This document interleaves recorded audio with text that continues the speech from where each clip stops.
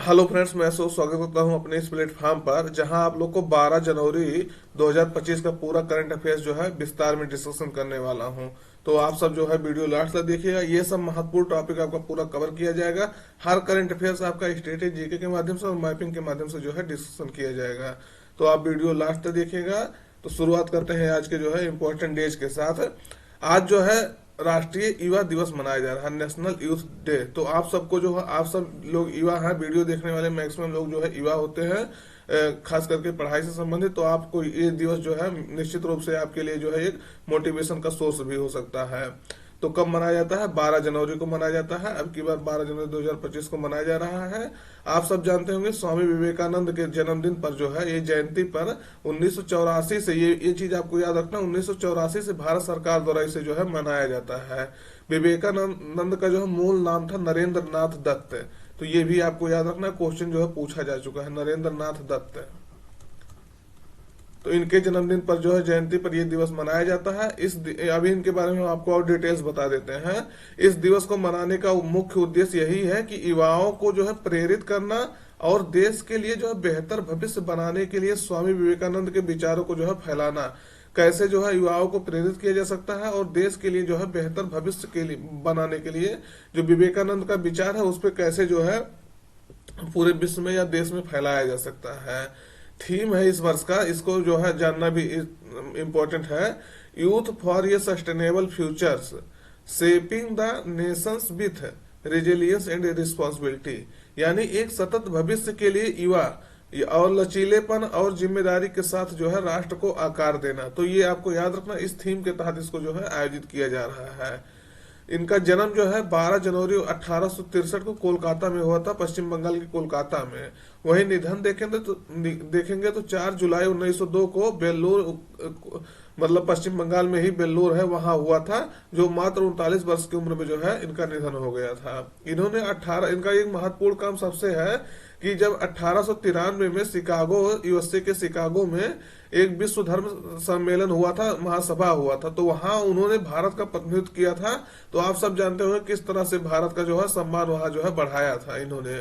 तो इनके गुरु का नाम भी पूछा जाता, तो रामकृष्ण परमहंस इनके जो है गुरु थे, उनके जो है ये इनके शिष्य थे। रामकृष्ण परमहंस के ये विवेकानंद शिष्य थे।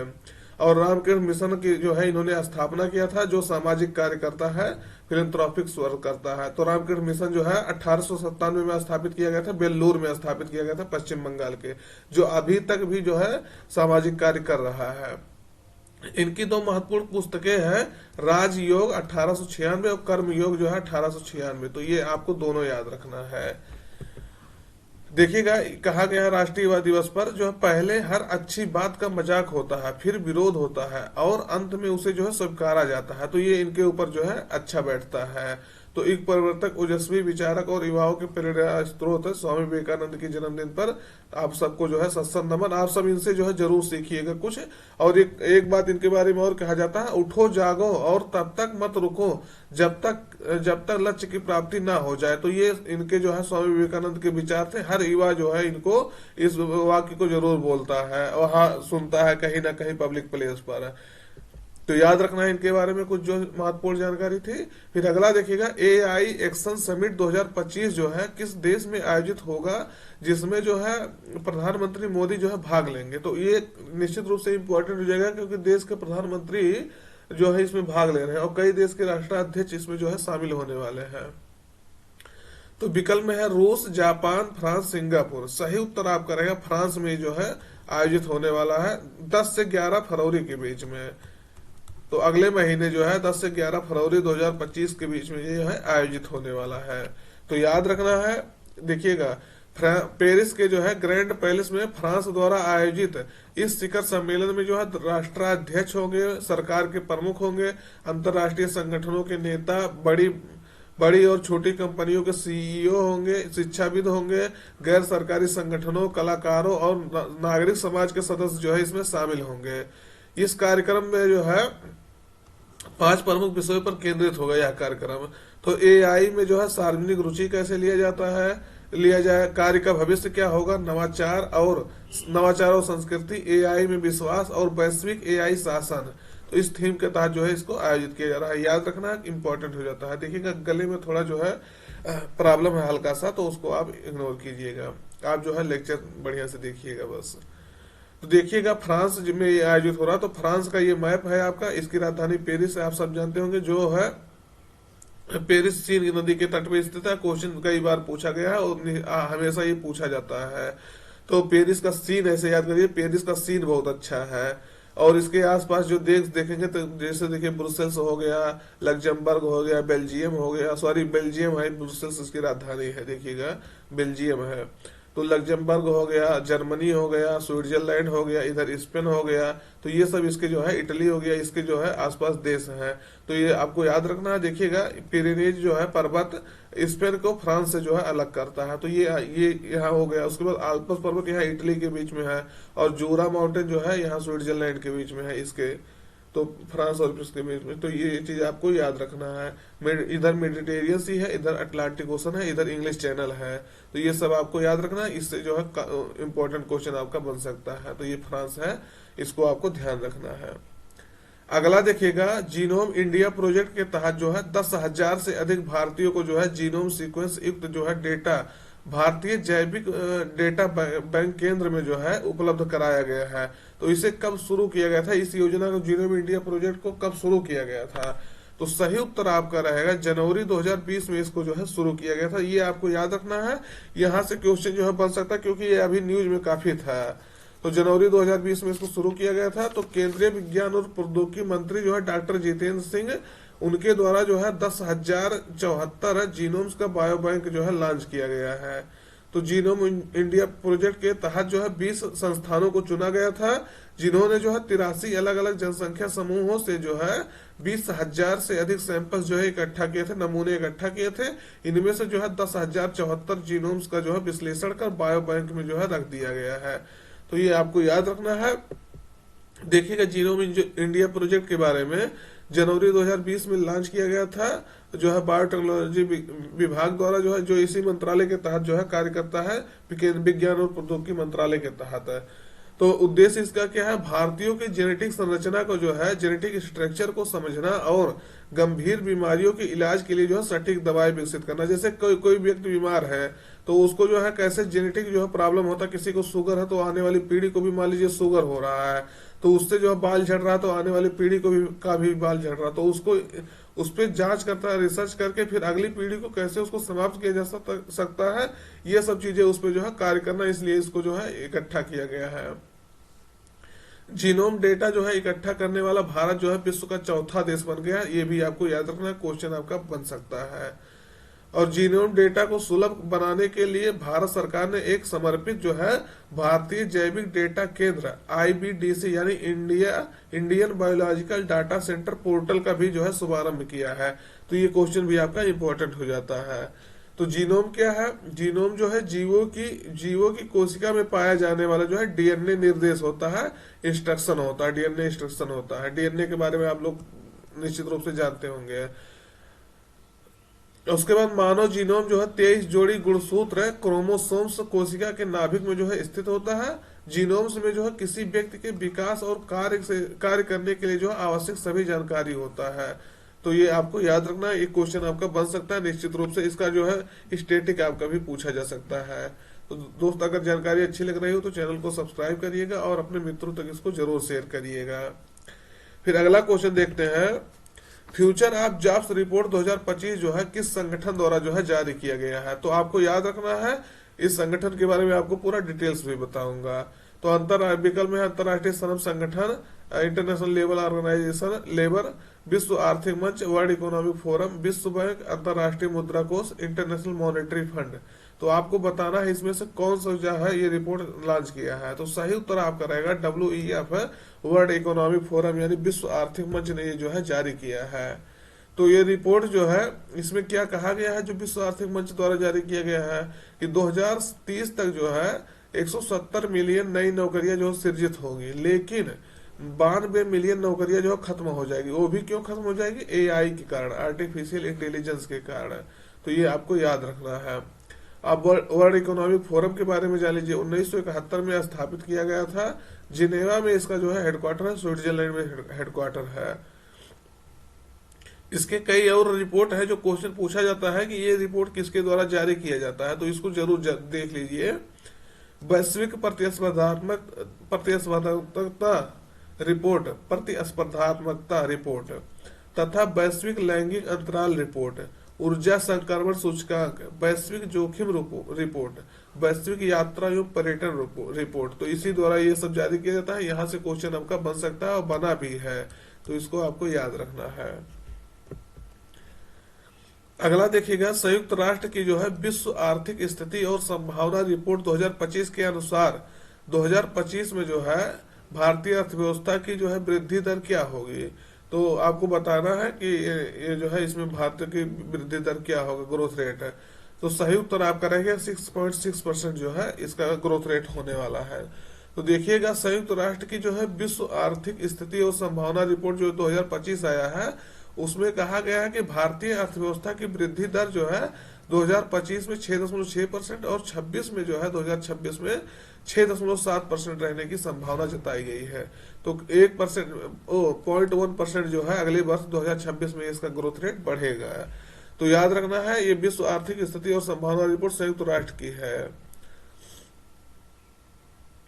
अगला क्वेश्चन देखिएगा, ये भी इंपॉर्टेंट हो जाता है आपका। अमेरिका के किस राज्य के जंगलों में जो है लगी आग लोगों और जो है जानवरों को बुरी तरह से जो है प्रभावित किया है। तो आपको ये आग के बारे में शायद आइडिया होगा, लेकिन आपसे डायरेक्टली पूछा जा सकता है कि अभी हाल ही में जो है अमेरिका में जो है अमेरिका के जंगलों में आग लगा था, भीषण आग लगा था। तो अमेरिका के किस राज्य में लगा था, क्योंकि पूछा गया है क्वेश्चन। अभी क्वेश्चन बिहार पीसीएस में पूछा गया था कि मतलब उनको गोली जो है डोनाल्ड ट्रंप को, जो 47वें राष्ट्रपति चुने गए हैं यूएसए के, तो उनको जो है गोली किस स्थान पे लगी थी, मतलब कहाँ वो गोली, तो आपको पता होगा गोली उनको मार दिया था रैली के दौरान, लेकिन वो कहाँ प्लेस पूछा था। तो ये आपको ऐसे पूछा जाता है। तो ये कहाँ हुआ है, आग लगा है, तो कैलिफोर्निया के जंगलों में ये जो है आग लगा है। तो याद रखना है, कैलिफोर्निया वहां का एक राज्य है, जहां लॉस एंजल्स है। लॉस एंजल्स के बारे में आप सब जानते होंगे, क्योंकि यहाँ हॉलीवुड का हब होता है। जिस प्रकार से बॉलीवुड का जो है हब कहाँ है अपना मुंबई है, उसी तरह से हॉलीवुड का हब है लॉस एंजल्स है। तो उसी वहां जो है ये आग लगा है, और कई सारे जो है लोगों को, जो यहाँ के डोनाल्ड ट्रंप सॉरी इनके जो बाइडन है, उनका लड़का यहाँ रहता था, तो उनको अपना घर छोड़ना पड़ा, और कमला हैरिस को घर छोड़ना पड़ा, उनके जो है घर था। तो ये सब जो है काफी बड़े स्तर पे जो है रिहायशी इलाकों में आग फैल गया है। पहले जो है जंगलों तक सीमित था, अब जो है ये रिहायशी इलाकों को अपने जो है कब्जे में ले रहा है आग। तो यूएसए के कैलिफोर्निया राज्य में जो है लॉस एंजल्स के करीब जो है, करीब ही उसके एकदम करीब ही 3 जंगलों में आग, भीषण आग लग गई है। तो वहां जो 3 जंगल थे वहां आग लग गई है। यह आग जो है पैसिफिक पेलिसेड्स, ईटन और हर्स्ट के जंगलों में जो है लगी थी, जो अब रिहायशी इलाकों में भी फैल रही है। तो ये जंगल भी याद रखना है, पैसिफिक पेलिसेड्स, ईटन और हर्स्ट। तो ये आपको याद रखना है। इसका कारण ये बताया जा रहा है, देखिए कारण इसका अभी स्पष्ट नहीं हो पाया, इस पे जो है अभी जांच होगा। लेकिन ये कहा जा रहा है कि सांता साना हवाएं जो यहाँ चलती हैं इस समय जो है, जो पतझड़ के मौसम में चलती हैं, ये हवाएं जो है बहुत शुष्क होती हैं, गर्म होती हैं। तो इसके कारण से क्या होता है, पेड़ों में रगड़ाव होता है, उसमें जो है घर्षण होता है, उसके कारण से जो है आग पकड़ लेता है। तो ये कारण अभी तक जो है बताया गया, लेकिन अभी इस पे कई कारण और बताए गए, तो इसके जांच के बाद ही पता चलेगा। तो ये आपको याद रखना है। तो ये देखिएगा कैलिफोर्निया यहाँ है, आपको ये याद रखना है। यूएसए यहाँ जो है मैक्सिको है, ये यूएसए का पूरा भाग है, और ये पैसिफिक ओशन के तट पर है। तो इसको लोकेशन भी आपको याद रखना जरूरी है। देखिएगा आग जो है किस तरह से भीषण जो है रूप लिया है, अपना रिहायशी इलाकों को अपने कब्जे में ले रहा है। अगला देखिएगा, किस राज्य में जो है एलआईसी के सरकार राज्य में जो है, ये क्वेश्चन देखिएगा थोड़ा सा गलत हो गया, ये एलआईसी के सहयोग से यहाँ रहेगा, एलआईसी के सहयोग से जो है बीमा सखी योजना की जो है शुरुआत की गई है। तो आपको याद रखना है ये क्वेश्चन। तो किस राज्य में जो है एलआईसी के सहयोग से बीमा सखी योजना शुरू की गई है? तो विकल्प में उत्तराखंड, गोवा, मध्य प्रदेश, दिल्ली। सही उत्तर आपका रहेगा गोवा सरकार द्वारा जो है इसको शुरू किया गया है। तो ये आपका क्वेश्चन इंपॉर्टेंट हो जाता है। तो डिटेल देखिएगा, यह योजना जो है राज्य में महिलाओं को जो है जीवन बीमा निगम यानी एलआईसी का एजेंट बनाने और उन्हें प्रशिक्षित करने से जो है संबंधित है। अभी जो है 9-10 दिसंबर को आपको बताए थे कि जो है प्रधानमंत्री मोदी द्वारा जो है पानीपत से जो है हरियाणा के पानीपत से बीमा सखी योजना जो है शुरुआत की गई थी। इस योजना के तहत जो है कक्षा 10 तक के जो है जो कक्षा 10 पास महिलाएं हैं और जो 18 से 70 वर्ष की आयु की जो है महिलाएं हैं उनको जो है बीमा एजेंट बनाने के लिए प्रोत्साहित किया जाएगा और उन्हें आर्थिक सहायता भी प्रदान की जाएगी। तो ये आपको याद रखना है। क्वेश्चन आपका इंपॉर्टेंट हो जाता है, ये क्वेश्चन आपसे पूछा जा सकता है इस योजना के बारे में। अगला देखिएगा, राष्ट्रीय जैविक उत्पादन कार्यक्रम यानी national programme for organic production के 8वें संस्करण का आयोजन जो है कहाँ किया गया है? तो कहाँ किया गया है आपको बताना है। सही उत्तर आपका रहेगा नई दिल्ली में। तो इसका उद्घाटन जो है केंद्रीय वाणिज्य एवं उद्योग मंत्री पीयूष गोयल ने जो है इसका उद्घाटन किया है। राष्ट्रीय जैविक उत्पाद कार्यक्रम जो है 2001 में शुरू हुआ था, जो जिसका उद्देश्य है जैविक कृषि के विकास को जो है बढ़ावा देना। तो ये जैविक कृषि के विकास को बढ़ावा देने के लिए जो है इसका आयोजन होता है। तो ये आपको याद रखना है। अगला देखिएगा, थर्ड आई एशियन फिल्म फेस्टिवल है यानी थर्ड आई एशियन फिल्म फेस्टिवल 2025 का आयोजन जो है कहाँ किया जा रहा है? तो आपको बताना है ये कहाँ किया जा रहा है। 10 जनवरी से शुरू हुआ जो 16 जनवरी तक जो है चलेगा। तो विकल्प में है गोवा, मुंबई, नई दिल्ली, कोलकाता। सही उत्तर आपका रहेगा मुंबई, महाराष्ट्र के मुंबई में जो है इसका आयोजन किया जा रहा है। तो कब से किया जा रहा है? 10 से लेकर के 16 जनवरी तक 2025 तक इसका आयोजन होगा। इस महोत्सव में जो है कुल 61 फिल्मों को जो है प्रदर्शित किया जाएगा। पत्रकार रफीक बगदादी को जो सत्यजीत रे स्मृति पुरस्कार और प्रसिद्ध गीतकार और पटकथा लेखक जो है जावेद अख्तर को जो है एशियाई सिनेमा संस्कृति पुरस्कार से जो है सम्मानित किया जाएगा। तो ये क्वेश्चन आपको जो है याद रखना है। क्वेश्चन आपका इंपॉर्टेंट हो जाता है कि मतलब ये जो है किसको किसको यहाँ अवार्ड दिया जाएगा। तो रफीक बगदादी को जो पत्रकार है उनको सत्यजीत रे स्मृति पुरस्कार दिया जाएगा और जो है लेखक है पटकथा लेखक जावेद अख्तर को तो एशियाई सिनेमा संस्कृति पुरस्कार से यही सम्मानित किया जाएगा मुंबई में। तो याद रखना है। अगला देखिएगा, निकोलस मादुरो ने जो है किस देश के राष्ट्रपति के रूप में जो है शपथ लिया है? यहाँ तक कि कहें कि तीसरी बार शपथ लिया है। तो आपको याद रखना है किस देश के राष्ट्रपति के रूप में शपथ लिया है। तो सही उत्तर आपका रहेगा वेनेजुएला के राष्ट्रपति के रूप में इन्होंने जो है शपथ लिया है। तो देखिएगा निकोलस मादुरो जो है वेनेजुएला के जो है राष्ट्रपति के रूप में तीसरी बार शपथ लिया है। तो ये आपको याद रखना है। न्यूज में था, उसके इनका मैप देख लीजिए। ये है निकोलस मादुरो, ये जो है तीसरी बार शपथ ली है। तो देखिएगा वेनेजुएला, तो ये आपका कैराकस इसकी राजधानी है। इसको आपको याद रखना है। ये तेल जो है यहाँ बहुत ज्यादा क्रूड ऑयल पाया जाता है, तो इसके बारे में जो है कई बार चर्चा रहती है। तो आपको याद रखना है। तो आज का सेशन यही तक रखते हैं। सेशन कैसा लगा कमेंट करके जरूर बताइएगा। अगर चैनल पसंद आता हो, पढ़ाने का तरीका पसंद आता हो तो चैनल को सब्सक्राइब करिएगा और अपने मित्रों तक इसको जो है जरूर शेयर करिएगा। धन्यवाद।